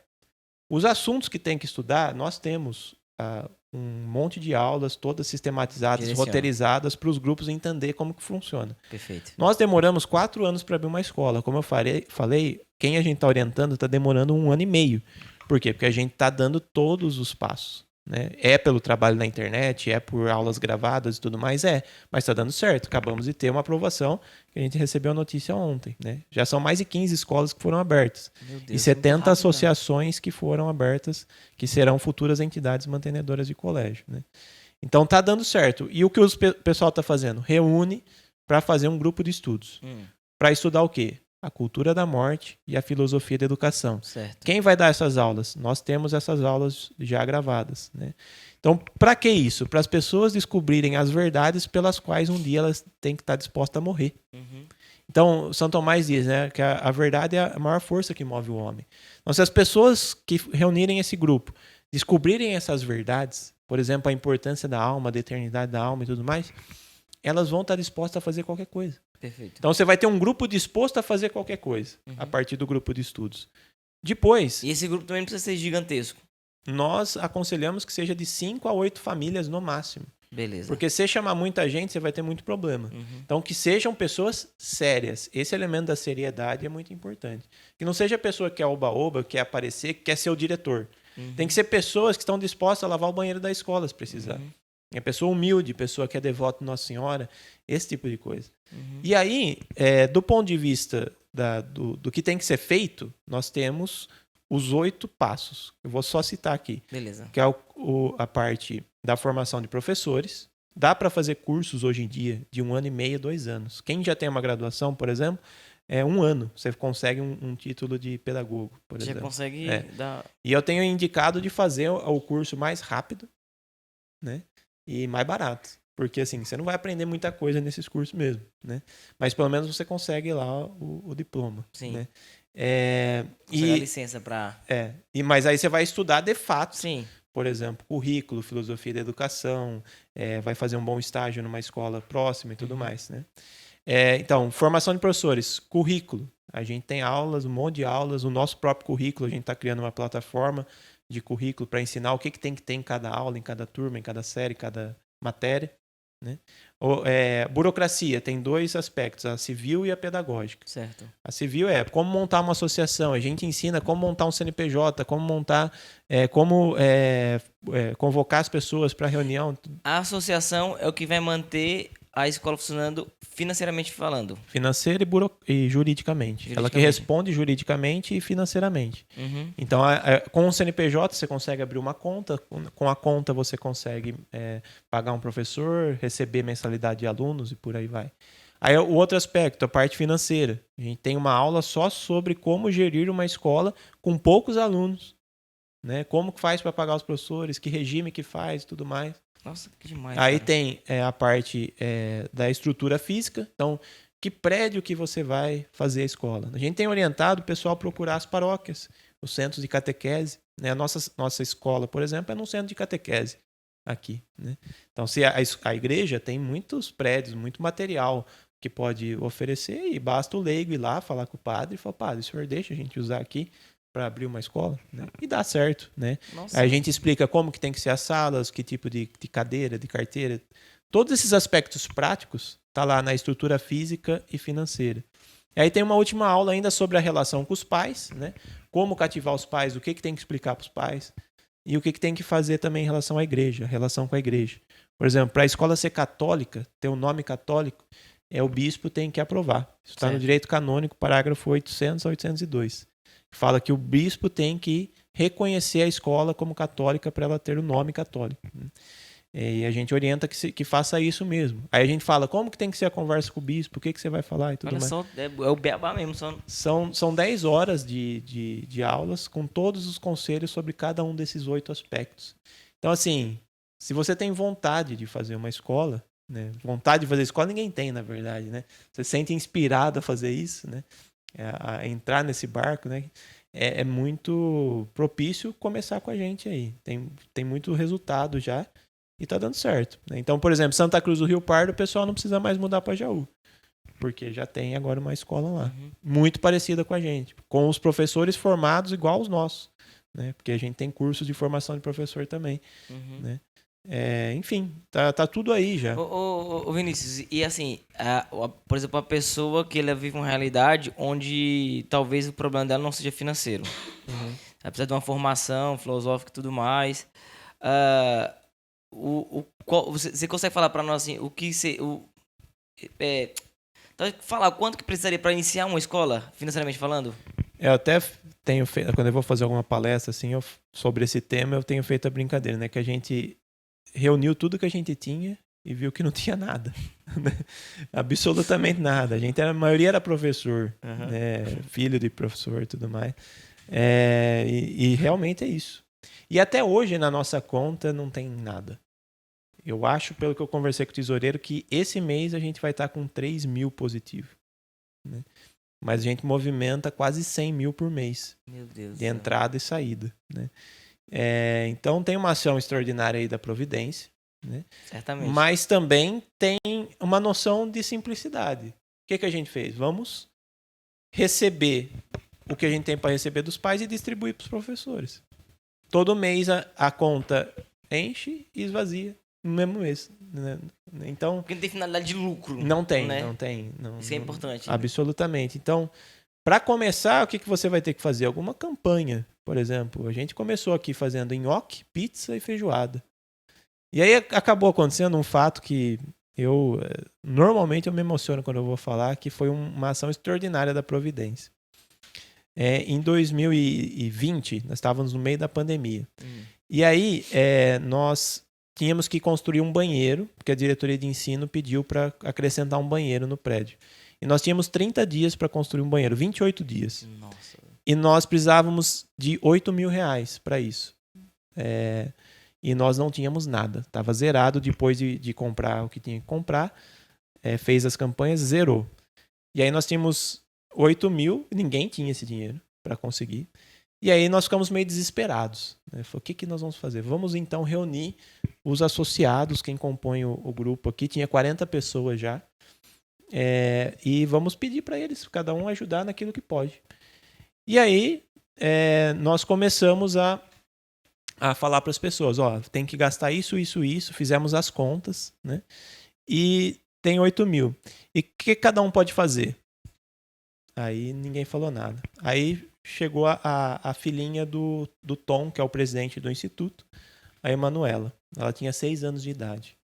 E aí ela falou que, como ela via o pai dela conversando comigo bastante, né, sobre a questão de dinheiro, que não ia ter dinheiro para construir a escola e tudo mais. É só de ouvido. Ela fez uma iniciativa. Ela pegou uma caixinha de sapato, desenhou o símbolo do instituto e saiu pedindo pros familiares dela. E aí ela levou, abriu a caixinha e falou, tem R$27 aqui. Eu pedi para todo mundo, porque a gente não pode ficar sem abrir essa escola. Meu Deus do céu. Aquilo fez todo mundo ficar emocionado, né? Muita gente chorou, E aí começou a se levantar. Não, eu vou fazer trufa. Eu vou vender guardanapo. Não sei o que, não sei o que lá. Né? Aí nós vimos a possibilidade de todas as iniciativas. Dava R$1.500. Se vender todas as trufas, se vender... a iniciativa de todo mundo... Aí, meu Deus do céu. Nós tínhamos lido o trecho da Sagrada Escritura em que Jesus pede para Filipe fazer as contas, porque ele fala assim, ele sabia que não ia dar, né? Mas ele pôs Filipe para ser posto à prova, né? Para fazer as contas. Filipe foi lá e depois Jesus multiplicou os pães e sobrou não sei quantos cestos lá, né? E aí, ao sair da reunião, a gente saiu muito frustrado. Aí chegou uma pessoa e falou, agora na pandemia eu trabalhei um pouco além do normal e eu consegui ter o suficiente para minha família, eu queria doar um valor para o instituto, R$10.000. Nossa. Né? E que ele ficou sensibilizado ali, acho que com a Manu e tal. Então foi exatamente o que aconteceu no trecho do Evangelho, né? Precisava de 8, veio 10, né? Que era mais do que precisava. E então isso mostra quem éramos do ponto de vista financeiro. Pessoas que não tinham R$10.000, né, para fazer um negócio. Que uma pessoa que teve que ser tocada por Deus para fazer isso, né? E de lá para cá, nunca sobrou. Teve mês que sobrou R$4, teve mês que sobrou R$20 no fechamento das contas. Nossa, cara. Então o que a gente percebe? Que esse projeto é muito espiritual. É muito encorajador ouvir isso. Porque isso paralisa, de fato, paralisa. Você fala, eu tenho fé que Deus vai prover, mas assim, vou partir do nada. Sim. Aí você vê hoje um projeto rodando que é referência, né? Porque quem tá buscando isso, olha logo pro instituto de vocês, vê como referência. E ver você falando isso, testemunhando na prática o que vocês passaram, o que passam até hoje. Isso, de fato, enche nosso coração e fala assim, é possível, cara. Sim. O São Luís Maria de Montfort diz, né, que se não nos arriscarmos por Deus, nada de grande faremos. Então tem que arriscar, né? E o Papa Bento uma vez falou, né? Fez a pergunta, né, para os jovens. Há porventura sonhos irrealizáveis? Quando quem os suscita e cultiva no coração do homem é o Espírito de Deus? Então, se foi o Espírito Santo que cultivou isso no coração, é irrealizável? Não dá para ir por esse caminho. Sim, não é fácil. Mas quando as pessoas vêm aqui, muita gente vem visitar o colégio, desses grupos que estão abrindo escolas, né, para conhecer um pouco melhor da realidade, eles perguntam, qual que é o maior desafio? Eu falo, é a batalha espiritual. O maior desafio é o espiritual. O maior problema nosso é o diabo. Não é o financeiro, não é a formação de professores. Olha a consciência, o que mais, cara? E sempre vai ser. Uma vez perguntaram para Dom Bosco, né? Por que o senhor não descansa? Ele falou, porque o diabo não descansa. Eu tô me consumindo minha vida por isso. Então você pode até perceber assim, por vezes, essa demasia em se preocupar mais com o financeiro acaba fazendo a gente negligenciar o que é essencial. Sim, inclusive, né? Eu sempre tenho dito, um dia o financeiro não vai ser mais problema pra gente. E aí a coisa vai ficar pior. Né? Quando o financeiro não for mais problema. Né? Então, por enquanto é só o financeiro. Você reza, providência, mas só que o lado espiritual é muito forte. Eu não posso ficar abrindo aqui exatamente o que acontece aqui do ponto de vista dos ataques espirituais, mas é muito forte isso. E eu tenho certeza que não é por causa nossa. É Nossa Senhora. Né? Ela vai à frente e ela fala pra gente, ó, fica atrás de mim que o problema não é com vocês, o problema é comigo. Então, assim, se a gente, qual que é o conselho que eu dou hoje para as pessoas, né? Do ponto de vista moral, qual que é a virtude que vocês precisam ter? Humildade. Se preocupem com essa só. O resto virá por acréscimo. E do ponto de vista espiritual, uma devoção profunda à Santíssima Virgem Maria. Eu olho para a minha vida, para quem eu fui, para os meus pecados, eu falo, não tem sentido isso acontecer. É ilógico, né? Sair algo bom de Jaú, né? Não tem sentido. É algo espiritual, realmente. Então, o que as pessoas precisam fazer, em primeiro lugar, é reunir um grupo de pessoas sérias, com humildade, recorrer à Santíssima Virgem Maria. Vinícius, deixa eu fazer uma pergunta que não foge totalmente do tema, mas eu queria ouvir de vocês. Como fazer para ser mais humilde? A gente tem muitos motivos para ser humilde, né? Lembrar da nossa última confissão a todo momento, né? O livro da humildade que o Anderson tem na editora dele está entre os 5 livros mais importantes da minha vida, né? E assim como o da Providência também, são 2 livros muito bons que eu aconselho, né? E lá o autor fala, as nossas fraquezas são o caminho da nossa humildade, é sempre lembrar delas. A gente lembra dos nossos feitos, mas não lembra da nossa última confissão. Se eu fosse lembrar do que eu falei na minha última confissão, agora eu tinha motivo para ser humilde. Mas quem sou eu para falar alguma coisa? O meu confessor sabe que eu não sou isso aí que as pessoas acham que eu sou. E às vezes o meu confessor sabe muito melhor quem eu sou do que eu. Que eu acho que eu sou alguma coisa. Uhum. Ah, é doutorado. Doutorado, gente, o que isso quer dizer? Perto da pureza da alma de uma criança. Quando que eu vou conseguir ser como aquela criança da nossa escola, de 5, 6 anos de idade, que quer comungar Jesus na Eucaristia? Né? Quantas vezes eu tive esse ardor de amar Jesus na Eucaristia como aquela criança na primeira comunhão? Quando eu vou poder eu não vou nunca mais poder comungar sem ter cometido um pecado mortal. Eu já cometi pecado mortal. Uhum. Agora, muitas das nossas crianças nunca cometeram um pecado mortal. Então, se eu olhar para minhas crianças na escola, eu tenho motivo para ser humilde e falar, elas são melhor que eu. Quem sou eu? Aí que eu lembro daquela questão lá da pastoral de rua. Uma vez eu tive a oportunidade de, no Natal dos Pobres. Uhum. Já participei, já. É. O pessoal da Toca. É da Toca, né? No Natal. O pessoal da Toca foi embora aqui e deixou a mala de fazer barba com a gente. E a gente fez barba, eu e o Adriano, de pelo menos uns 70 moradores de rua, no sábado, das 7 da manhã às 2 horas da tarde. Aí chegou 2 horas da tarde, sem almoçar, chegou um irmão chamado Seu Nestor, que já faleceu. Falou, o Seu Nestor tá aí, tem como fazer mais uma? Aí subiu o Seu Nestor, tinha uns 100 e poucos quilos, assim, eu não conseguia andar direito. Aí era 2 horas da tarde, vai eu e o Adriano abrir a mala, pegar o giletinho e tal. Agora vamos dar banho nele. Ô, Adriano, ele fez cocô. E agora? Vai ter que ir. Aí o Adriano foi segurar ele. Eu fui limpar as nádegas dele. E tava cheio ali. Nossa. E aí a hora que eu tava olhando ali, eu digo que foi como um espelho. Eu entendi quem eu era ali. Foi nesse momento que eu falei de pastoral de rua que eu entendi quem eu era. Eu era aquilo ali. Meu Deus do céu. Né? E o que as pessoas hoje em dia, se querem uma educação verdadeiramente católica, têm que fazer? É mais ou menos isso. Entender quem eles são.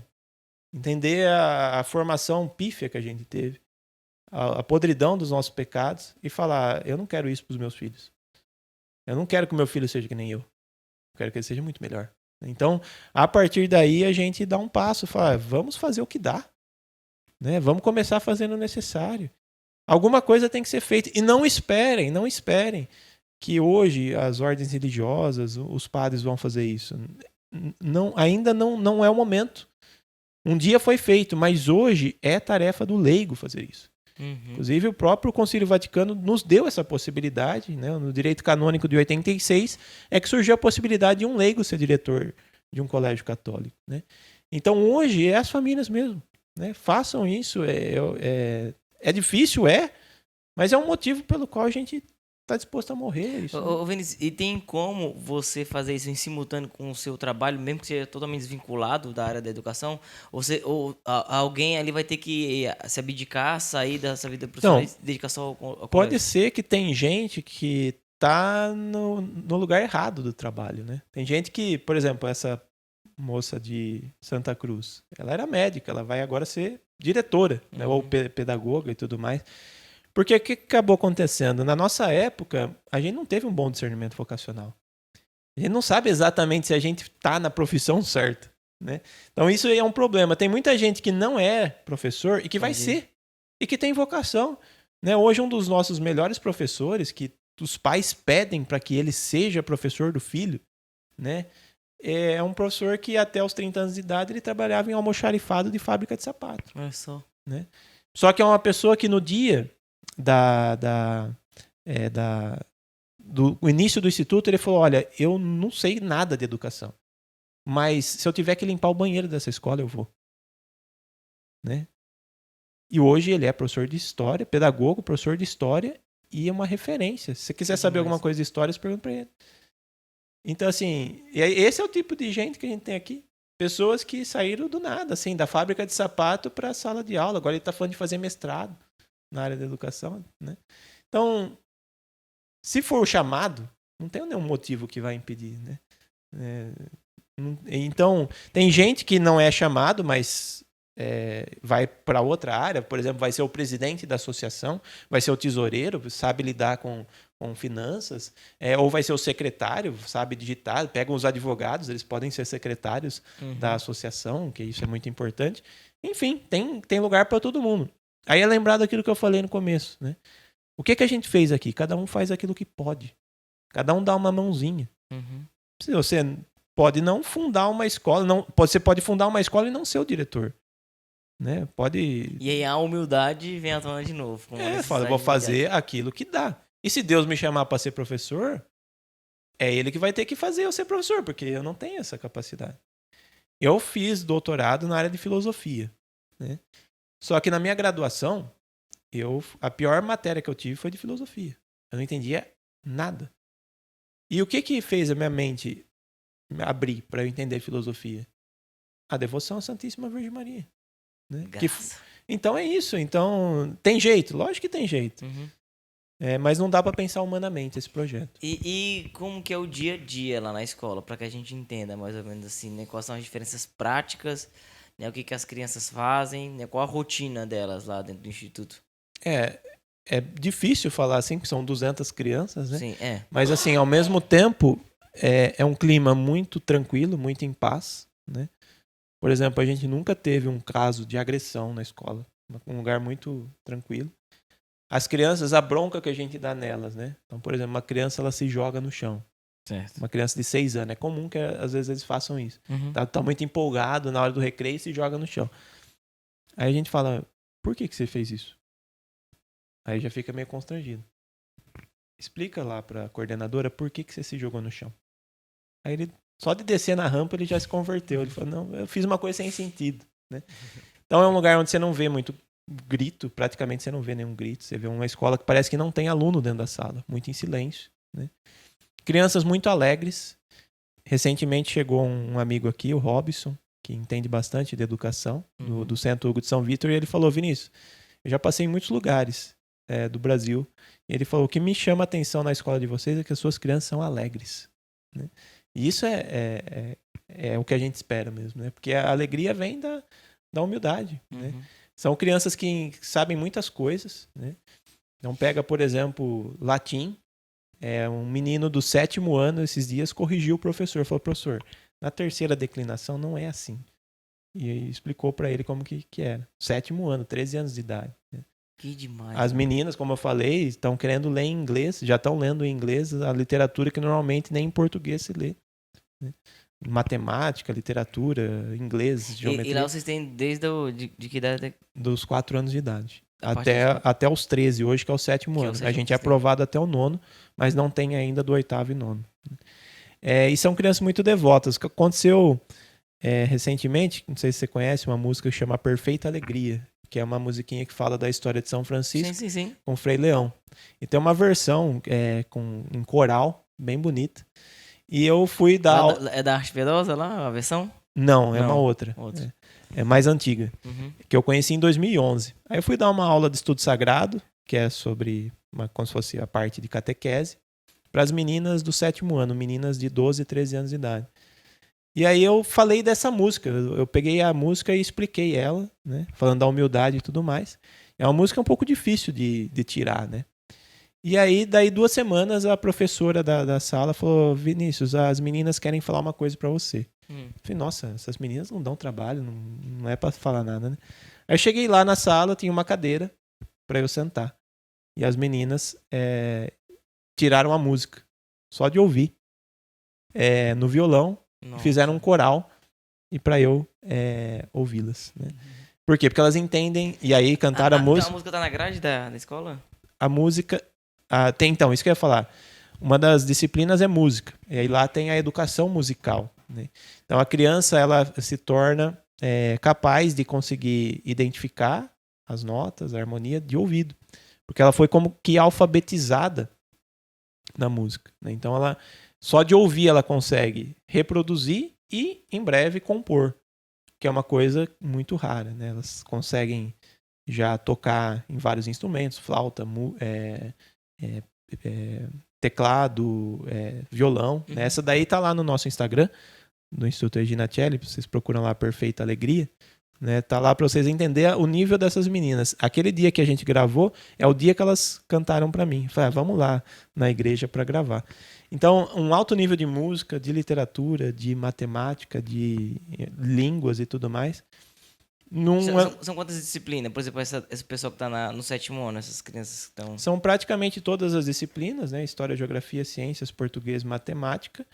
E aí tem a mais o latim, a música, educação física, artes e inglês. Né? Legal. Então, aí o latim é uma coisa maravilhosa também, né? Que eles aprendem por tabela outras línguas, né? Então, por exemplo, o italiano é 60% do latim. Então, assim, será que uma criança que aprendeu latim, e a meta é que até o 3º colegial elas sejam capazes de ler a Suma Teológica em latim, que é uma coisa, já o último grau, né? 4, 5 anos de latim elas já vão ser capazes, né? Será que essa criança passa no vestibular? Né? Essa que é a pergunta, né? Se ela sabe o latim, ela acaba sabendo um pouco de francês, de italiano, de espanhol, que são as línguas, né? Enfim. Quem é o patrão que não quer um funcionário desse na empresa dele? Então, isso não é vaidade da minha parte, é falar com alegria a verdade que a gente vive ali. É ver essas crianças se desenvolvendo de maneira extraordinária, intelectualmente. Espiritualmente também, muito devota. Você for na missa lá, você vê... Então, isso que eu queria saber, a rotina espiritual lá, porque o Anderson tá falando que tinha uma missa de quinta-feira, que era...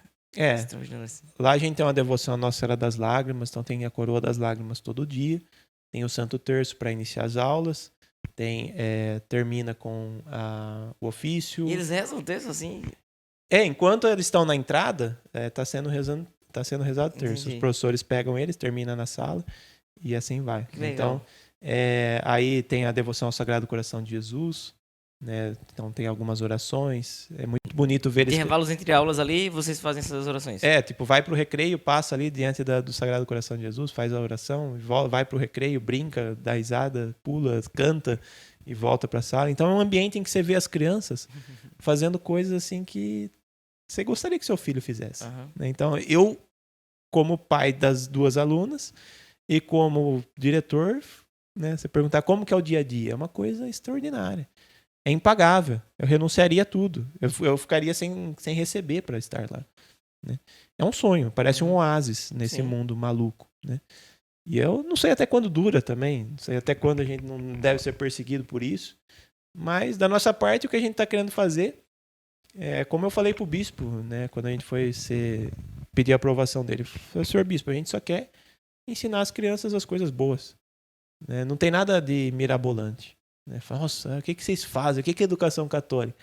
É ensinar o que há de melhor, né? da maneira mais simples possível. E ensinar eles a aprender sozinhos também. Né? Recentemente a professora de inglês falou, olha, no 7º ano eu já não sei o que eu faço, porque tem alguns que já sabem mais que eu.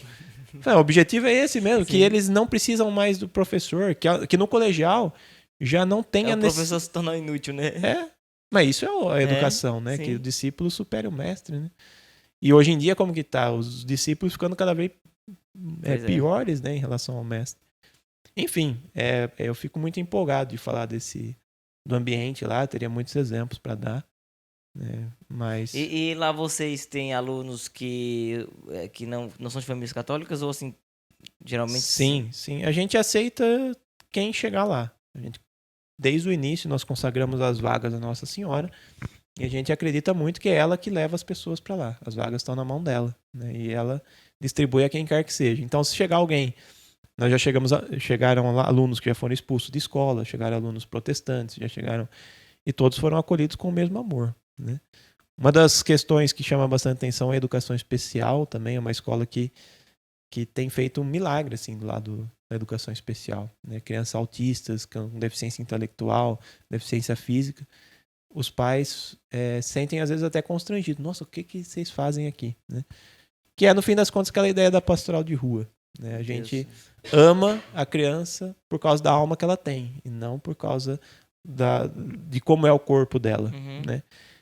Chegou a ter casos em que a gente recebeu do aluno R$700 da mensalidade e chegou a gastar com ele 3.500 com psicólogo, monitor e professor de educação especial e tudo mais. Né? Por quê? Não dá problema financeiro? Sim, mas é só problema financeiro. Mas e a alma que ele tem? Né? Esse aluno que a gente investiu financeiramente dessa maneira, hoje já não precisa de monitor. Meu Deus. Hoje ele já está alfabetizado. Hoje ele está na classe como o colega dele. E se ele tivesse em qualquer outra escola, ele estaria simplesmente excluído. Né? E a educação especial ela é católica. Né? Ela nasceu no seio da igreja. São Boaventura ele foi quem criou o alfabeto de Libras. Né? Não sei se você sabia disso, mas não sabia não. foi ele que criou o primeiro alfabeto de educação. Acessibilidade, né, cara? Sim. São Beda, enfim. Então, assim, o que eu diria, né, resumindo, a escola ela tem que ser católica em tudo. Se não for assim, não tem sentido. Ou tira o nome. Né? Então, se vai ser católica, tem que ser em todos os aspectos. Desde os princípios, até o currículo, até a formação de professores, né? E também na forma de tratar as pessoas, em primeiro lugar. Né? A gente tem um monte de problemas ainda, de falhas, mas os frutos ainda são maiores, né? Tá dando lucro do ponto de vista espiritual, né? O objetivo está sendo alcançado, então, né? Sim. É o que eu digo para os professores, né? Essa é a escola que melhor paga. E geralmente todos os professores têm filhos estudando lá. Então, essa que é a questão, né? A maioria dos professores tem filho lá e a gente paga com essa educação, né? Os professores recebem seus salários normais, mas com o filho ali, eles estão recebendo muito mais, né, do que em qualquer lugar. Tem professores que você chega lá e fala, você sai para ganhar o triplo? Não sai. Não é louco. Não dá, não chega, né? Mas aqui a gente paga o piso salarial, né? Óbvio que não dá para pagar muito. E aí os filhos estão lá. Então, vale a pena ainda. Ganhando pouco, mas está com o filho encaminhado, né? Numa escola normal. Eu diria que a nossa escola chegou no nível da normalidade. Enquanto as outras é que ainda precisam correr atrás disso. Os pais dos demais alunos, assim, vocês têm um contato periódico com eles? Eles trazem para vocês o feedback de como tem sido, o que eles têm percebido a partir dos filhos dele depois de ter entrado no instituto? Sim, os feedbacks normalmente são positivos. Quando é negativo, existem, obviamente, né? Normalmente são de pessoas que não entenderam a educação católica. Muito bom não falar entenderam. Isso. Eles achavam que a educação seria do jeito que está na cabeça deles, mas eles nunca estudaram isso também e não entenderam. Então aí a gente acaba fazendo bem, mas eles acham que aquilo lá não é bem. Né? Então, mas aqui vocês falam muito de santo. Esse é um tipo de crítica que existe tem, esse daí. Né? Sim, e qual que é o problema? Né? Queria que falasse do quê, né? Numa escola católica, né? Mas precisa rezar toda hora? Né? São Bernardo fala, todo o tempo que não é gasto com Deus é jogado fora, né? Não é que rezar toda hora, eles estão aprendendo todas as matérias, eles estão aprendendo as virtudes, eles são alegres, mas eles também rezam. Mas precisa de tudo isso? Por que precisa? As meninas têm que usar saia? É porque é uniforme, não porque é saia. É porque numa escola só tem um uniforme, tanto é que o uniforme vem de um. Não seria disforme, né? Então, às vezes as pessoas se incomodam com essas coisas que, na verdade, são simples, né? Agora, do restante, quem percebe os frutos e vê, fala, nossa, meu filho agora não quer mais o celular. Agora eu preciso esconder o livro. Olha porque só, senão ele fica lendo o dia inteiro, né? Agora eu preciso falar pro meu filho, ó, vamos, hoje não vai dar para ir na missa, né? Então esse tipo de coisa é muito bonito, né? Óbvio que tem que tomar muito cuidado, né? A educação também ela pode gerar escrúpulos, né? Se ela for uma coisa muito espiritualizada, mas passar do limite, se tornar um exagero, pode se tornar um espiritualismo, né? Mas isso não acontece na nossa escola, como eu falei. Agora, perseguições vocês enfrentaram alguma já assim? E até mesmo por parte do povo da igreja? Não. Tanto é que não teria porquê, na minha opinião, a gente sofrer perseguição, né, da igreja. A gente sempre fala para todo mundo que pergunta, o que vocês fazem aí? A gente ensina as coisas boas para as crianças. Isso é motivo para perseguição? Né? Ah, mas vocês são o quê? Vocês são carismático, tradicional? O que vocês são? A gente é católico, escola católica, Regina Coeli, né? Não tem porquê. Aqui a gente trabalha com currículo, formação de professores e dá aula para as crianças, educação física. Então, como que é a educação física carismática? Educação física não tem isso daí. A gente é católico. Então a gente vai ser perseguido pelo quê? Tem gente que fala, vocês cantam a música Fogo Abrasador de Véu. Isso é contraditório. Por que esse tipo de A coisa? queimar o véu. Então, não tem muito por que ser perseguido. Eu tenho mais coisa para fazer. Vai. Agora, se quiser perseguir mesmo, eu acho que na verdade não sabe nem por onde começar. Porque hoje em dia o problema é que as pessoas estão muito confusas. Né? Não entendem o que é educação. Então, se elas for perseguir é por coisas acidentais, não pelo fundamento mesmo. Né?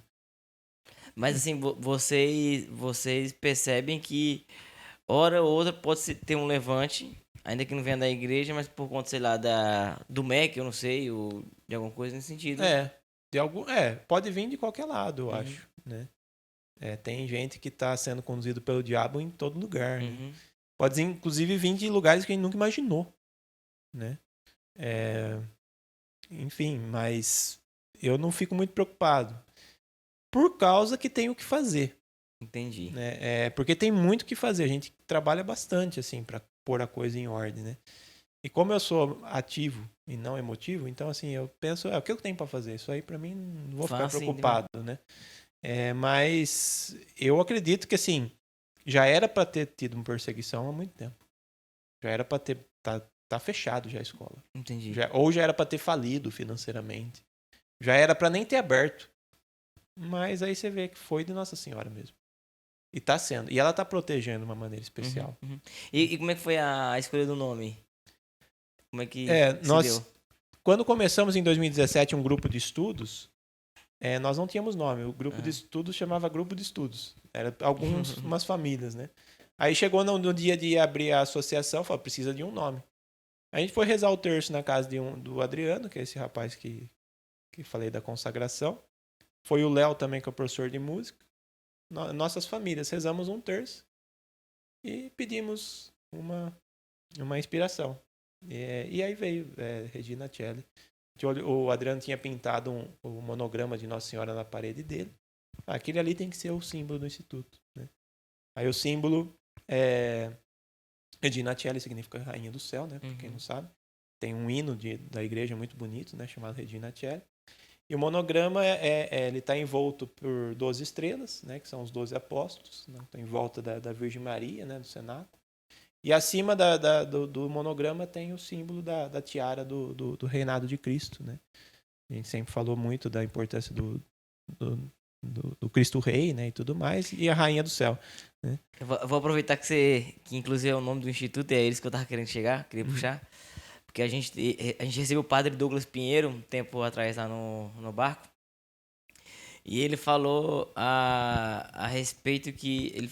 A fala dele foi a seguinte, né? Ele falando assim... obviamente que acima de Deus não há ninguém. E acima da Virgem Maria só Deus. Ninguém é acima dela, porque ela é rainha dos anjos, né?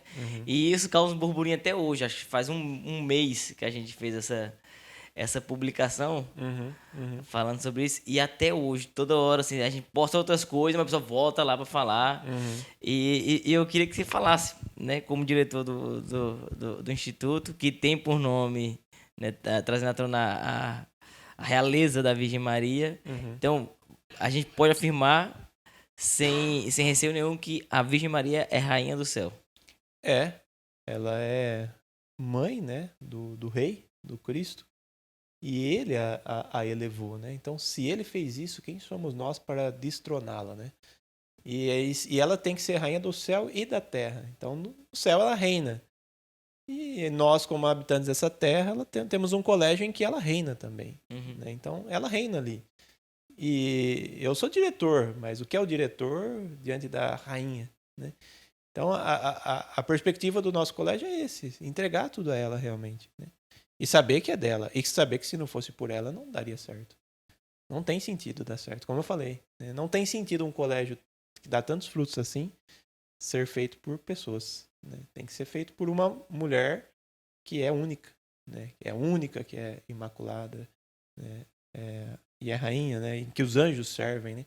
Muito bonito Santo Afonso Maria de Ligório quando ele fala no Glórias de Maria, quando Nossa Senhora foi entrar no céu, os anjos, eles arrancaram as portas, não é que eles abriram as portas, eles arrancaram as portas do céu e estariam dispostos a servi-la, né? Então, se os anjos estão dispostos a servi-la, porque ela é mãe de Deus, né? Quem somos nós para destroná-la, né? Então a gente colocou ela no lugar dela, né? Ali no trono do nosso colégio. Mas o filho dela é o rei, né? Quem reina. Então lá na frente da secretaria tem a imagem do Sagrado Coração de Jesus, o Imaculado Coração de Nossa Senhora, e ali fica muito claro quem que são os donos, né? E tem que ser assim. Bom. E tem que ser assim. Se não for assim, é melhor não abrir colégio, né? Se não for com o espírito de reconhecimento da sua fraqueza e da grandeza de Deus, que é a humildade, é melhor não abrir, porque vira escândalo, né? Quantas iniciativas grandes assim se tornaram escândalos, né? E normalmente você vai ver aonde que está a raiz. A raiz é quando a pessoa achou que ela tinha o controle das coisas, né? E aí é o espírito do orgulho, né? E aí o tratado é muito claro, né? Um pingo de vinho azedo azeda o odre inteiro. Então um pouquinho de orgulho pode acabar com tudo. Então é com o espírito de humildade, devoção à Virgem Maria, reunir pessoas sérias e começar, né? Aí vai dar certo. Boa. E hoje você como diretor e estando bem à frente do projeto mesmo, qual o seu sonho para o futuro, tanto do Regina Coeli como para educação católica? O que você espera, assim, sei lá, ver daqui a 20 anos, você olhar e falar assim, ó, é isso que eu esperava, assim. Eu diria que eu gostaria muito que a curto prazo, né, surgissem muitas escolas católicas no Brasil, que Nosso Senhor Jesus Cristo, né, se viesse, né, ele diria, né, eu queria vir fogo sobre a terra, né, que esse fogo fosse as escolas católicas, né, aqui no Brasil. Então eu gostaria que tivesse muitas escolas católicas incendiando o Brasil, né, um verdadeiro fogo. Mas também os frutos disso, eles são incalculáveis.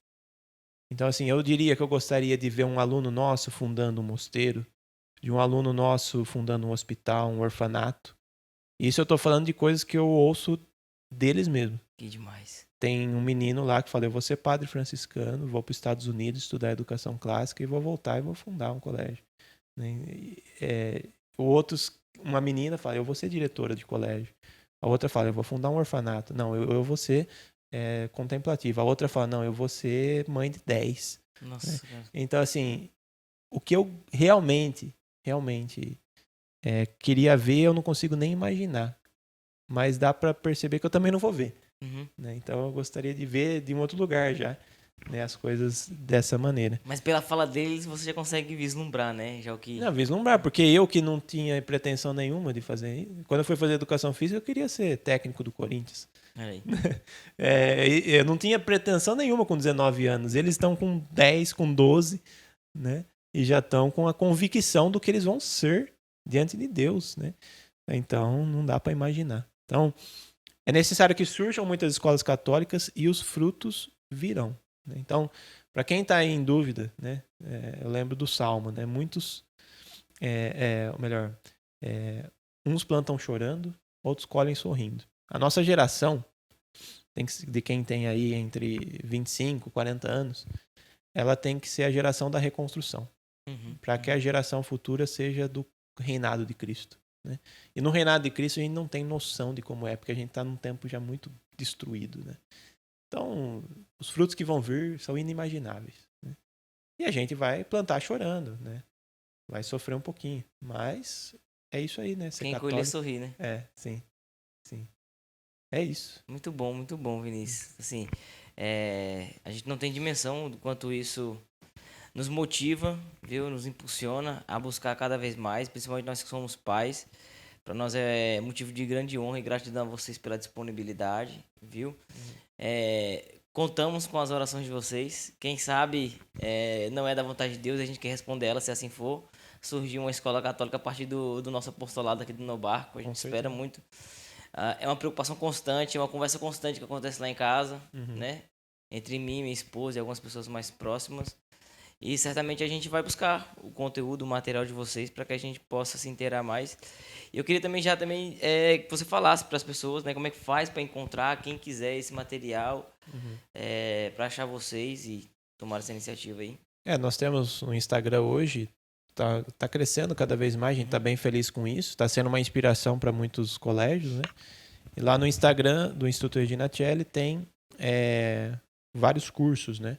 Um deles é a jornada da criação das escolas católicas, que são todos esses conselhos de como abrir uma escola, práticos, e também eu gravei uma segunda parte com o Anderson sobre os conselhos espirituais, o que tem que fazer para a escola ser verdadeiramente católica do ponto de vista espiritual. Tá tudo dentro do curso da jornada. Tem o compiladão de tudo, então. O curso da jornada tem a parte prática e a parte espiritual. Aí tem um curso de formação de professores, que é o que tem mais alunos hoje, que é o curso A Excelência do Ensino Católico, que é para um professor entender o que é educação católica e saber como faz, né? E é o curso Virtudes, que é para pais, para os pais entenderem a importância das virtudes para os filhos, né? São os 3 principais cursos do Instituto. Mas para quem quer abrir uma escola, é o curso da jornada. Né? Curso da jornada, então. Aí também tem lá, para quem quiser aproveitar, tem o grupo de estudos junto com a jornada. Dá um upgrade lá no valor e já leva os 2 juntos. Porque vai ter que ter um grupo de estudos também, então esse é o caminho. Né? E hoje você tem agenda para se deslocar fisicamente e palestrar? Como é que é? Difícil? Não? Tenho ido um pouco mais, né? Esse final de semana mesmo eu estive numa cidade, semana que vem estarei em outra. Mas não é muito no meu apostolado isso, porque eu já sou diretor, tenho também o trabalho na internet. Então, uma vez por mês, às vezes eu vou para alguma cidade fazer uma palestra sobre a importância da educação católica, né? Mas como a gente tem muito essa questão da nossa família, né, de ficar com a família e tudo mais, e já não é fácil as batalhas, né? Então a gente optou por esse ser uma possibilidade, um terceiro apostolado que dá frutos, né? Esse final de semana não tá gravado, né? Então não vai dar para falar. Mas em breve eu vou estar em várias cidades, inclusive em São Paulo, em agosto, depois em setembro em outras cidades, e até o final do ano tem alguma coisa marcada. Então, mas à medida que a gente fosse falando aí, a gente vai divulgando também por lá. Sim. Para que as pessoas possam ter acesso aí ao conteúdo. Perfeito. Tá bom? Vinícius, muito obrigado, viu? De coração. Conte conosco. Se o No Barco puder ajudar de alguma forma, a gente se colocar à disposição. Certamente vocês podem nos ajudar muito mais do que a gente ajudar vocês. Tá? Mas no que tiver ao nosso alcance, conte conosco. A gente acredita muito no trabalho de vocês. A gente enxerga a verdade, mesmo de longe, né? Dá para perceber isso. Eu fiquei meio frustrado porque eu vim aqui num dia que tá em férias. Tá em férias. Não consegui. Tem que voltar um dia para participar da missa, que é toda quinta-feira. Quero voltar com a esposa, com os meus filhos, pra gente conviver ali, ver a realidade de vocês. Sim, tá, venham sim. É isso aí. E pra você que... tem um costume do No Barco, inclusive, né? Que eu não queria esquecer, quero que você nos ajude nele pra manter essa tradição. Todo mundo que se assenta para conversar conosco aqui tem o dever de convidar alguém que na sua concepção seria interessante que sentasse aqui para bater esse papo com a gente. Então, certamente o Espírito Santo vai iluminar aí, vai aparecer algumas pessoas na sua cabeça, mas você vai escolher uma. Você fala assim, seria interessante que tal pessoa, essa pessoa viesse. Então você vai olhar para a câmera e vai convidar ela. Não é uma indicação, é um convite de fato. Porque se ela negar a vir, ela nega você, não nega a mim, não tem nada a ver com essa relação de vocês, entendeu? E se eu chamar uma pessoa que já veio? Ela vem de novo? Eu não tenho certeza se já não veio. Mas eu gosto muito do trabalho do professor Robson Cardenas, do Centro Hugo de São Vítor. Nunca veio. Então, professor Robson, vem aqui no Barco. Ele lá de Foz do Iguaçu está fazendo um trabalho extraordinário na área da educação católica, trazendo inclusive alguns conhecimentos dos Estados Unidos, da Argentina, do Paraguai, sobre educação clássica e católica. Gosto muito do trabalho dele. Então, muito bom. Isso aí. Então fica aí o convite do Vinícius para que você venha. Robson, né? Robson, maravilha. Diante disso, meus irmãos, só podemos dizer uma coisa. Permaneçam no barco, porque fora do barco não há salvação. Glória a Deus, salve Maria. Tamo junto, vamos pra cima. Salve Maria. Deus abençoe.